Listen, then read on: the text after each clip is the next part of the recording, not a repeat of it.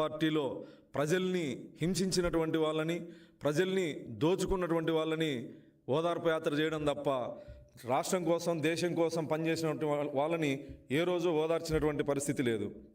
ఇంతకు మించి దిగజారడనుకున్న ప్రతిసారి జగన్మోహన్ రెడ్డి ఇంకా దిగజారుతూనే ఉన్నాడు. తెనాలిలో జరిగినటువంటి సంఘటన, పోలీసులు బహిరంగంగా కౌన్సిలింగ్ ఇవ్వడం, కరుడుగట్టిన నేరస్తులు, భూ కబ్జాదారులు, గంజాయి స్మగ్లర్లు, అనేకమైనటువంటి దోపిడీ కేసుల్లో ఉన్నటువంటి వ్యక్తులు, హత్యా ప్రయత్నం చేసినటువంటి కేసుల్లో ఉన్నటువంటి వ్యక్తులు, కరుడుగట్టిన నేరస్తులకి కులాన్ని ఆపాదిస్తూ సాక్షిలో అసత్యపు మాటలు రాస్తూ దళితుల్ని నమ్మించేటువంటి ప్రయత్నం. నేరం చేసిన వాడికి, తప్పు చేసిన వాడికి ఖచ్చితంగా ఈ దేశంలో ఏదో ఒక కులంలో పుట్టాల్సిందే. నేరస్తుడికి కులాన్ని అంటగడుతూ దళితులకు అన్యాయం జరిగిందని మొసలి కన్నీరు గారుస్తూ ఓదార్పు యాత్రకు పోవడం, గంజాయి స్మగ్లర్లు, భూ కబ్జాదారులు, రౌడీ షీటర్లు, గతంలోనే వీళ్ళ మీద రౌడీ షీటర్లు ఉన్నాయి. వీళ్ళను ఓదార్పు యాత్రకు వెళుతూ దళితుల్ని ఓదార్పు యాత్ర, దళితులకి అన్యాయం జరిగింది, ఓదార్పు యాత్రకు వెళ్తున్నాను, ఆ కుటుంబాలని పరామర్శిస్తానని చెప్పడం జగన్మోహన్ రెడ్డి యొక్క నీచ మనస్తత్వానికి ఇదొక నిదర్శనం. గతంలో జగన్మోహన్ రెడ్డి గారు ముఖ్యమంత్రిగా ఉన్నప్పుడు దళితుల మీద జరగని అఘాయిత్యాలు లేవు.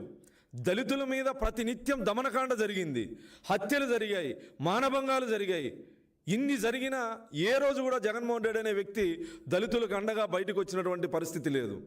ఇతని పార్టీలో ఎమ్మెల్సీగా ఉన్నటువంటి అనంతబాబు అనే వ్యక్తి దళితుడిని చంపి డోర్ డెలివరీ చేసి ఆ ఇంటికి శవాన్ని అప్పగించి మీరు కేసు పెడితే మీ రెండో కొడుకును కూడా చంపుతామని బెదిరించినటువంటి అనంతబాబుని కనీసం పార్టీ నుంచి సస్పెండ్ చేయకపోగా, ఎమ్మెల్సీ పదవి నుంచి బర్తరాఫ్ చేయకపోగా ఆ దళిత కుటుంబాన్ని ఈ రోజుకి పరామర్శించినటువంటి సందర్భం లేదు. కనీసం ముఖ్యమంత్రిగా ఫోన్లో కూడా ఆ కుటుంబాన్ని పరామర్శించలే. 1 కాదు, 2 కాదు, 5 సంవత్సరాల్లో అనేక ఉదాహరణలు ఉన్నాయి.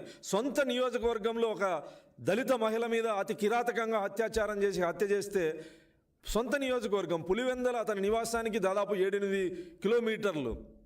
ఆ కుటుంబాన్ని కనీసం స్థానిక ఎమ్మెల్యేగా, బాధ్యత కలిగినటువంటి ముఖ్యమంత్రిగా ఆ కుటుంబాన్ని కనీసం ఫోన్లో కూడా పరామర్శించాలి. అతని సొంత జిల్లాలోనే డాక్టర్ అచ్చన్న అనే వ్యక్తిని, జిల్లా స్థాయి అధికారిని కిడ్నాప్ చేసి అతి కిరాతకంగా చంపి మాంసపు ముద్దల్ని పోస్ట్మార్టం తర్వాత మాంసపు ముద్దల్ని ఆ కుటుంబానికి అప్పగిస్తే, జిల్లా స్థాయి దళిత అధికారిని చంపేస్తే అతి కిరాతకంగా కనీసం ఆ కుటుంబాన్ని పరామర్శించని నువ్వు డాక్టర్ సుధాకర్ గారు చేసిన తప్పేంటి?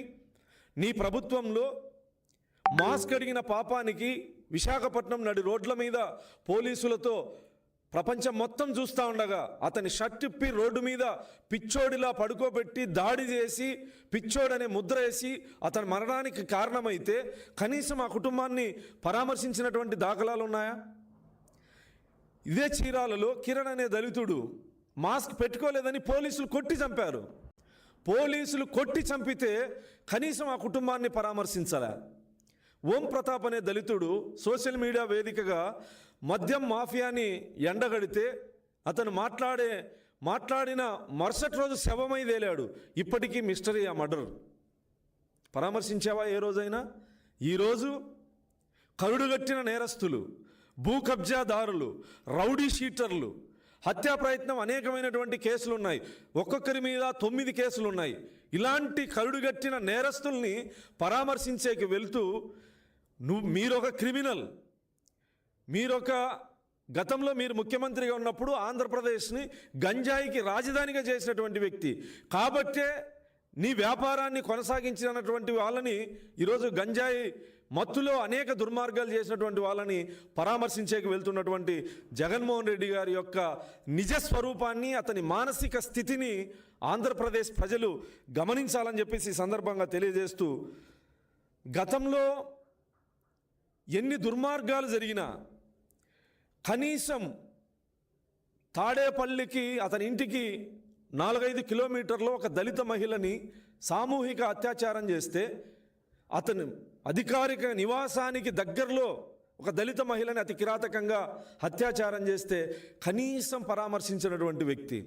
రేపల్లె రైల్వే స్టేషన్లో నిండు గర్భిణిని పిల్లల ముందు భర్త ముందు అత్యాచారం చేస్తే నోరు మెదపనటువంటి వ్యక్తి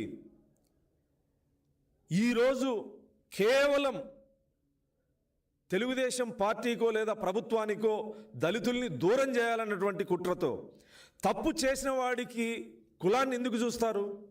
తప్పు చేసిన వాడిని శిక్షించడం తప్ప కరుడుగట్టిన నేరస్తుల్ని పోలీసులు కౌన్సిలింగ్ ఇస్తే పోలీసు మీద కానిస్టేబుల్ మీద హత్యా ప్రయత్నం చేసినటువంటి విధి నిర్వహణలో ఉన్నటువంటి ఒక పోలీస్ అధికారి మీద హత్యా ప్రయత్నం చేసినటువంటి వాళ్ళని రౌడీ షీటర్లని పరామర్శించకపోతా ఉన్నామంటే నీ మానసిక స్థితిని ఆంధ్రప్రదేశ్ ప్రజలు ఏ విధంగా అర్థం చేసుకోవాలని చెప్పి నేను సందర్భంగా తెలియజేస్తాను. జాన్ విక్టర్ అనే ఇతని మీద మొత్తం 9 కేసులు ఉన్నాయి. వీటిలో అక్రమ మద్యం, దొంగతనం, కిడ్నాప్, ఫోర్జరీ, దాడులు, హత్యాయత్నం కేసులు. దోమ రాకేష్ యువతి వేధింపులు, కిడ్నాప్, దొంగతనం, దాడులు, హత్యాయత్నం కేసులు ఉన్నాయి. కరీముల్లా పోలీస్ కానిస్టేబుల్ని చంపడానికి ప్రయత్నించినటువంటి కేసుల్లో వీళ్ళందరూ ఉన్నారు. వీళ్ళు గతంలోనే రౌడీ షీటర్లు, ఆ ప్రాంతంలో అనేక దుర్మార్గాలకు పాల్పడినటువంటి వ్యక్తులు. కేవలం వైఎస్ఆర్ కాంగ్రెస్ పార్టీ ఏదో రకంగా ఉనికిలో ఉండాలనుకున్నప్పుడు కనీసం అతని పార్టీలో ఉన్నటువంటి నాయకులైనా దేనికి స్పందించాలి, దేనికి స్పందించకూడదనే ఇంకిత జ్ఞానం కూడా లేకుండా పోయిందంటే కేవలం వైఎస్ఆర్ కాంగ్రెస్ పార్టీని ఉనికిలో పెట్టాలి, తెలుగుదేశం కూటమి ప్రభుత్వాన్ని అప్రతిష్ట పాలు చేయాలి. నీకు దళితుల మీద నిజంగా అంత చిత్తశుద్ధి ఉంటే, నిజంగా నీకు అంత చిత్తశుద్ధి ఉంటే భారతదేశంలోనే దాడులు, హత్యలు నీ హయాంలో దేశంలోనే నెంబర్ 1 స్థానంలో వచ్చినప్పుడు కనీసం SC/ST అట్రాసిటీ యాక్టును, శాంతి భద్రతలను కనీసం సమీక్షించినటువంటి సందర్భం ఏదైనా ఉందా? ఎన్ని దుర్మార్గాలు జరిగాయి? 1, 2, 3? ఎంతమంది దళితుల్ని జైలు పాలు చేశావు? ఎంతమందిని హత్య చేశావు? ఎంతమంది దళిత మహిళల మీద అత్యాచారాలు జరిగినా కనీసం స్పందించిన